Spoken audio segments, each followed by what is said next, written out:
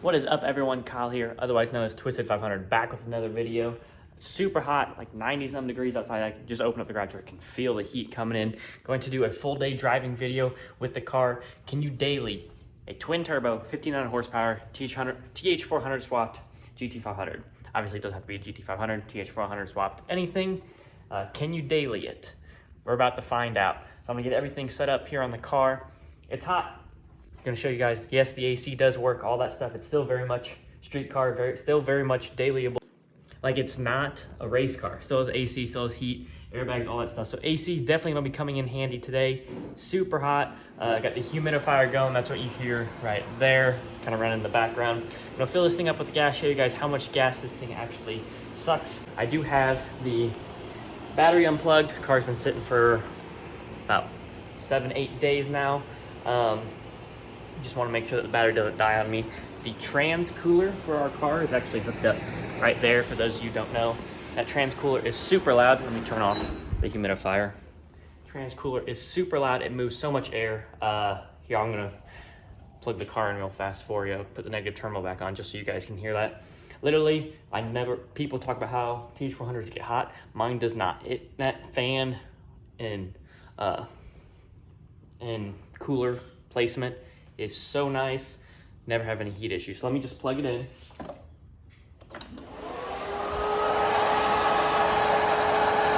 Like, do you hear that? Like, it is literally blowing out air like a high-speed cooling fan that people have at the tracks. So obviously it shuts off quickly because the car's not hot. We have it preset to a low temperature. Just on the trans, make sure it stays cool, and fresh air is just hitting that constantly.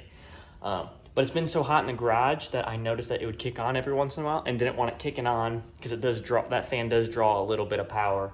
Didn't want it killing the battery because it has been so hot in the garage. Like a car here, a vehicle there, you get home from the day, oil temps are 200 plus, all that heat's just coming off the car and it was kicking the fan on. So that's why, see, it kicked back on because it's warm in here.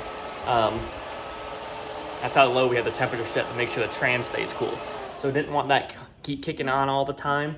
Obviously we can set the temperature a little bit higher, but didn't want to do that. Wanted to make sure trans stays cool, so I just unplugged the battery. That's all. Super easy fix. We just didn't want to do it yet. So I'm going to get the car filled up, show you guys how much fuel it has in it before we start. Drive around a bunch of different places today, see how much fuel it uses, just drivability, things like that. So let's get going.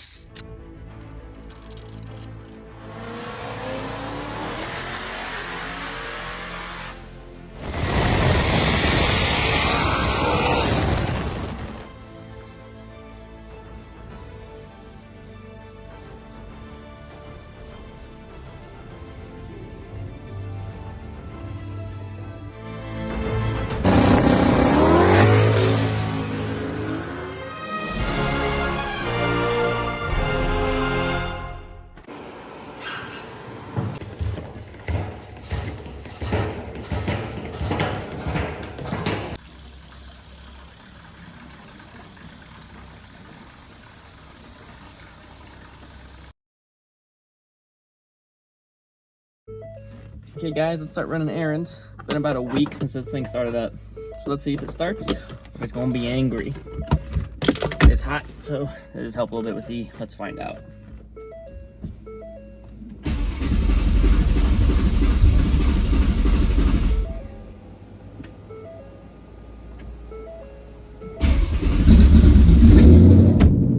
There we go.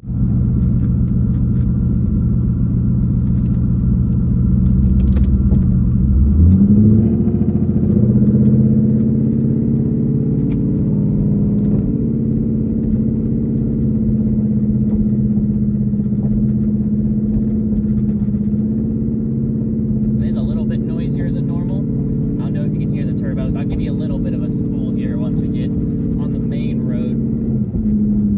But it handles a little bit differently with the Vikings. I mean, it's just going to, that's how it is. You can't expect it to ride like the Mag Ride would, just because the Mag Ride does its job so well in all its different modes. This is just a drag setup, and that's it. Like, there's no changes. Like, you can't adjust drag set, like you can't for the Trek suspension, the Vikings, you can't adjust how they act. I mean, you can, but you have to manually go through every day. You can't just go through and change a drive mode and the car acts differently. Just is how it is. It doesn't work like that with a coil-over suspension versus the mag ride, where you can just change a setting and it firms up or it loosens up, stuff like that. Tires are a little cold. We got to put air pressure in them. I was in a hurry. It is what it is. So I can hear them kind of back there while they warm up, and then they firm up once they warm up. It's because it's just a big sidewall tire. The car has been sitting a while, so it actually sounds like there's a flat spot on it as well. I don't know if you can hear it, but I can hear it back there. And as everything warms up, it just gets better.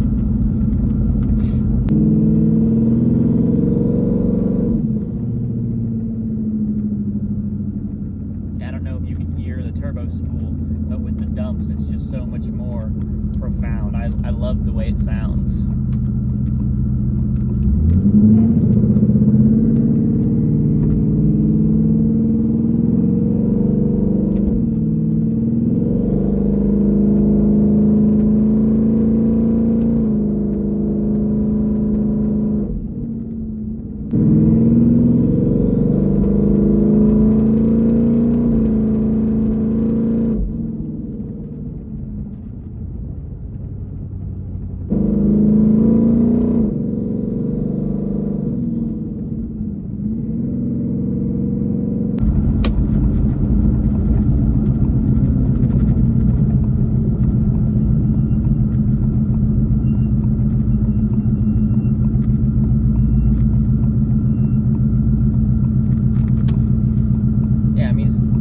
Civilized driving. It drives pretty easily. There's not like I'm in any kind of, like, it's not hard to drive. It doesn't drive bad at all. About the only issue you have with the Th400 is a little bit higher RPM depending on your gearing. So this car has 373s in it.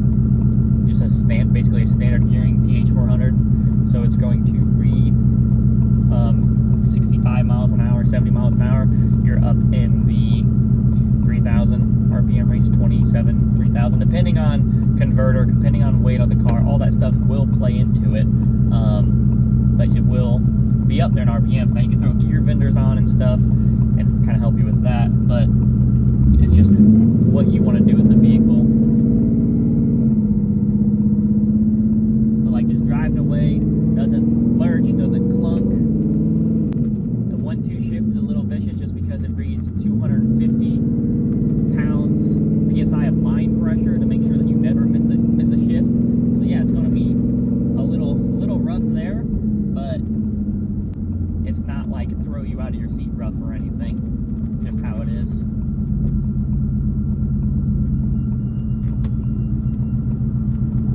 But yeah, in terms of drivability and traffic, the converter is honestly very, very nice. Just lift converter just kind of lets you creep forward. Loading it on a trailer on my own, so much easier than DCT. The DCT, you can't just sit there and idle very easily. You have to give it gas, and then you hear the clutches kind of engaging, disengaging the car. The car will lurch on you. See, with Th400, just cruise away. Like that 1-2 shift there, super easy, not rough at all. Made it very smoothly. Obviously, if you're in power, it's going to be a little bit rougher, but by no means is it crazy. Just gonna pull in right here. Stop number 1.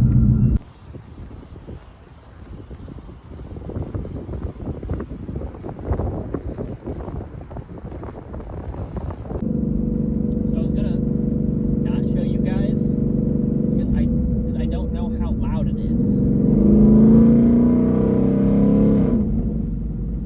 That's the thing with the car running. I don't know how loud it is for you guys on this camera. So this is the first time with a new setup. The car basically has dumps off the turbos. They run back a little bit and dump right behind the axle. So if the reason for that is if the car lifts ahead, it's blowing coolant behind the wheels, not onto the wheels. So that's why we dumped them behind the axle. So I don't know how is for you. Obviously, like this situation here, you guys can probably hear very, very easily. But I don't know how loud the car is when I'm just driving around, just because of the hearing and all that stuff. So we're gonna try it. If you can't hear me, I'll have to get a mic or something for next time, but I'm not going to refilm all this stuff just because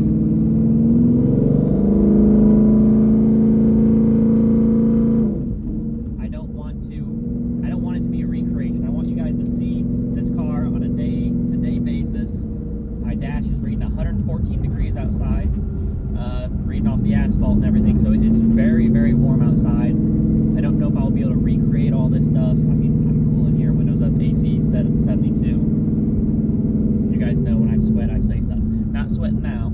So I don't want to have to recreate all this stuff. I want it just to flow and you guys see what it's actually like driving this car.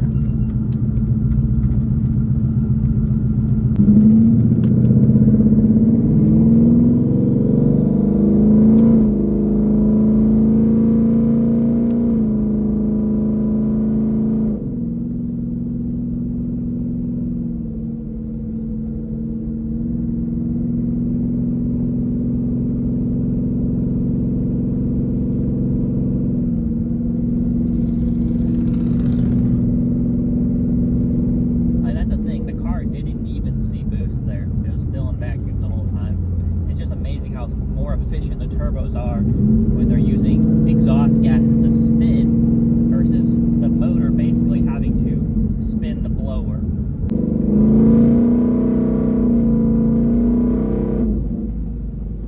Now I'm going to change. Oops.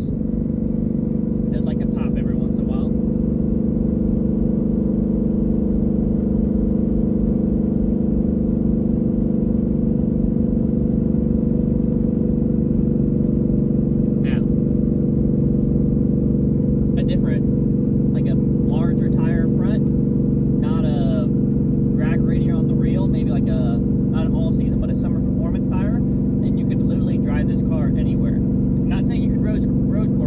Trans would not be happy on a road course, but you could.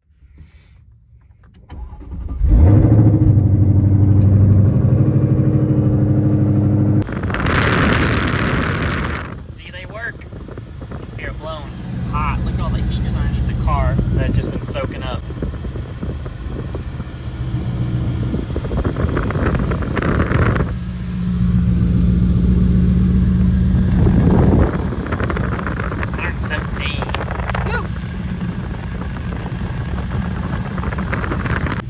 Someone on a previous video accidentally hit the windshield wipers. On a previous video, asked, does the windshield wipers even work?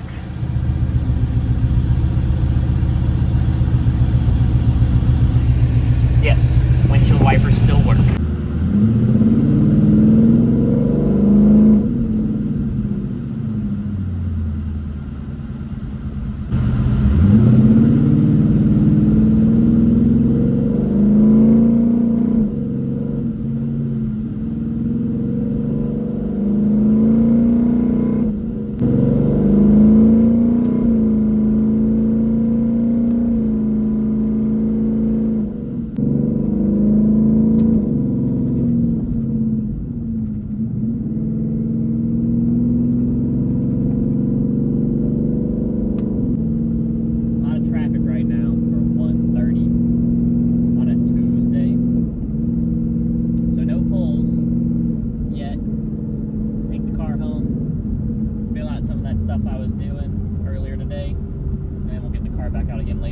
bunch of errands to run later today, so we'll film that for you.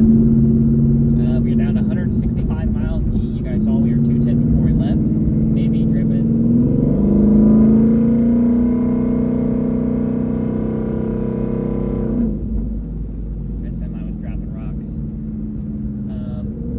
Maybe driven 7 miles, so it likes to suck fuel just a little bit, is what it is. Got a fuel system, 1700s, turbos.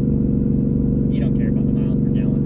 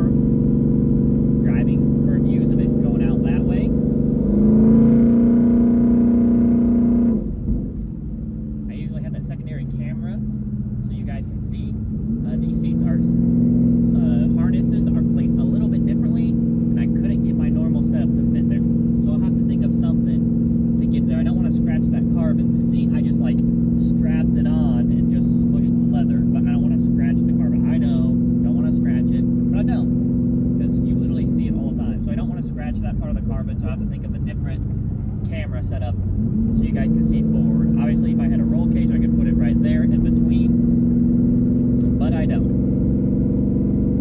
So we'll come up with something.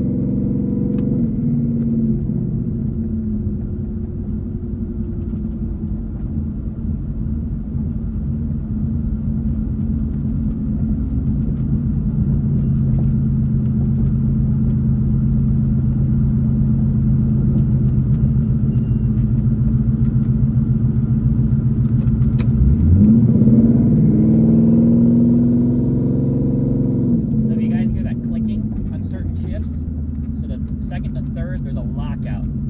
So I can go all the way forward, but first to second is free. Second to third, I have to press that lever that you guys saw earlier to get it into gear. So this way you don't just smash first to third, which drag racing you don't want to do.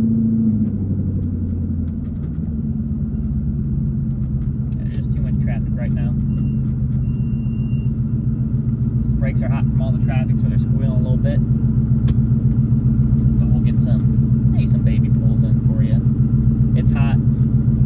It is very hot. That's what it is. One thing that is different about this car is I definitely respect it more. With the blower, I would always mash on it, always just do dumb stuff with it. With the turbos, I definitely am more apprehensive of getting on it on the street. That was even before I spun that one time. I just know how fast the car actually is. Like, once you've gone 2 seconds, 60 to 130, everything else feels slow, but you know how fast that actually is. So just street driving feels slow. But I know how quickly things can get out of hand.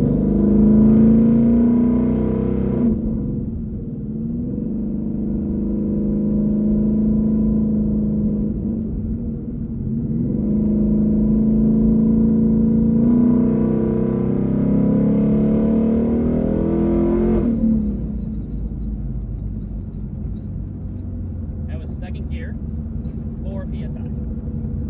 This car just makes the right noises. It really does.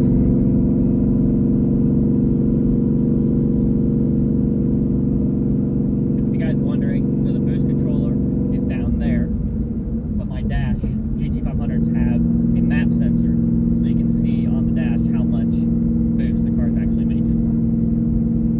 I have ramp it enough to where I can adjust it with, like I can adjust, I'm not gonna make that light.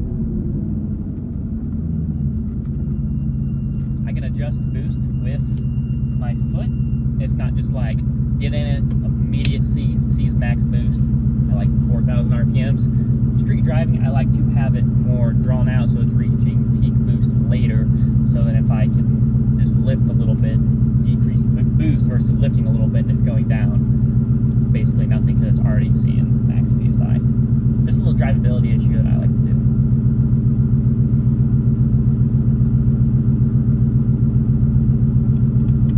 But yeah, car is saying it's 123 degrees on this asphalt. It's asphalt everywhere around here.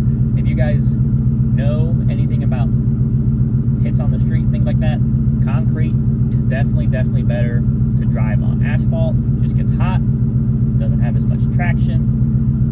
So a lot of people like to make street hits on concrete just because the car will grip better. Asphalt just gets slick.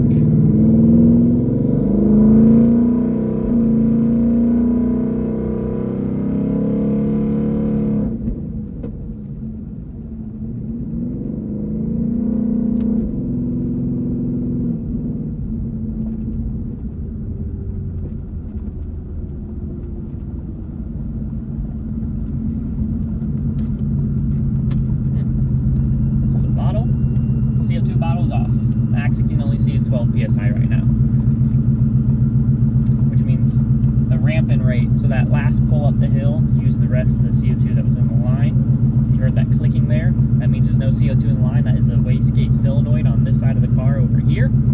Clicking, trying to build pressure, but it can't because there's nothing to draw from because the bottle is off. So, the pulls will max speed gate. That's all you'll see, 7 PSI. But I'll get home, turn the bottle on, then come out later.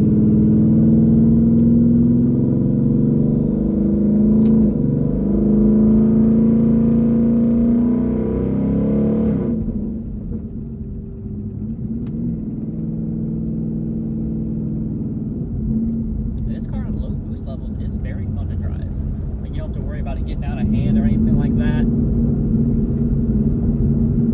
It's just, I'm not scared. Before you guys said I'm not scared of kill, I just understand how much power that is actually making. And here's the deal, 1200 horsepower, the car is making more than that. The car is probably making 1450. 1200 horsepower through a DCT and 1200 horsepower through a Th400 are not the same. Most you guys making DCT hits, probably in third gear, fourth gear. Fourth gear is 1-to-1. Third gear, it's not quite 1-to-1, but it's close. My first gear is a 248 first gear. Second gear is a 148 first gear. So gear ratio with a 373 still much higher than the third and fourth gear pulls that y'all are making. So it is honestly absolutely just vicious when this thing gets in the boost. But I don't know if you guys can hear it. I can hear the turbo spooling, just kind of just whistling. I do not have the screamer kit. If I would have used the screamer kit, it would be louder, which I think might be cool in the next build. Like twin 55s and screamers, spool quickly, make all the noise.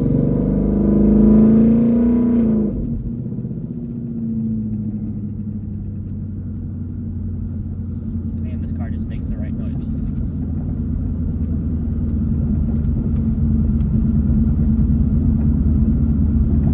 I do have to take turns a little bit slower because of the front runners. But alright guys, getting ready to pull up to my house. Don't want to show you all that. But a lot of you guys will recognize the areas that I'm in. That's okay. Not worried about that. But when I get home, let the car cool down. I gotta run some errands later. It's just too hot right now. Like, I don't even like just being outside walking into places. It's too hot, just sweating. It's 1 o'clock, 1:50 actually. Get some stuff done later. Go home, play with my dog. Like Zeus. So, but yeah, alright guys, catch y'all in a little bit. We'll get back out here. Okay guys, as you can see, it's dark. Didn't get any other videos today. Was trying to get you some exhaust videos. As you guys saw, dumps right past the axle there. Was trying to get you some exhaust videos, set up a GoPro, and the GoPro was just not sticking. I don't know if it's too humid, the 3M adhesive just wasn't sticking to the car. Was not getting it to work out.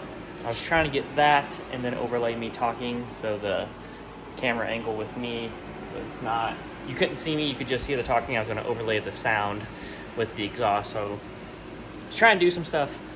It didn't work out, so I'm just going to not try to be cool with stuff like that. Let's see if this works. So I had it here. See, just comes right off. Like, that's not even sticky. And you can see, oh yeah, I guess it's, so I guess, oh, so it's curved.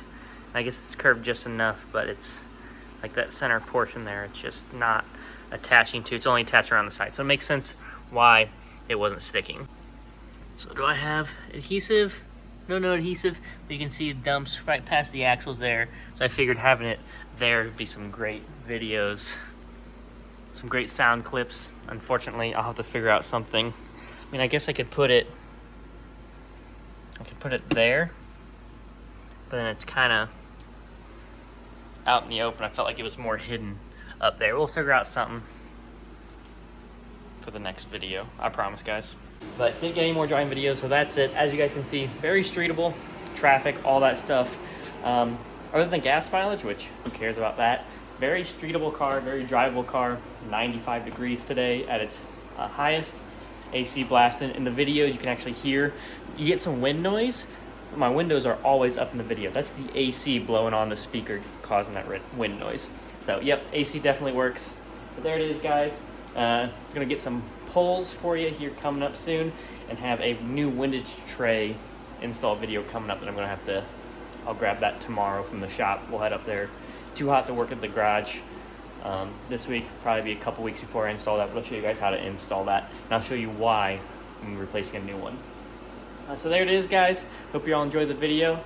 See y'all soon.